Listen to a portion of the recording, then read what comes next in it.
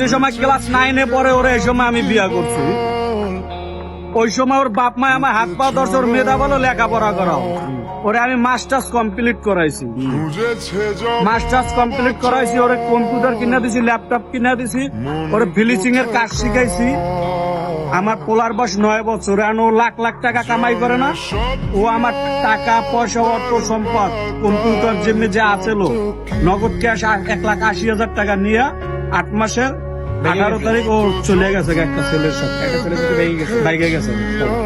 এখন ওই ছেলে দেখা যাইতেছে ছেলে দিবেন আপনাকে, ও বলতে আছে যে আমার ছেলে তোমারে দিব না।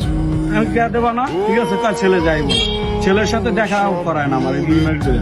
আমি পরে মামলা দিছি আর আমারে ঠেরেক দেয় কি তোমার নামে মামলা করবো তুমি আমার নাম মামলা টামলা করবো না। এখন আমার ও দেখা যাচ্ছে আমার না বললে চলে গেছে, আমার মামলা দিতে হইব না, আমি তো আমার বিপদে ফেলাই করতেন একটা।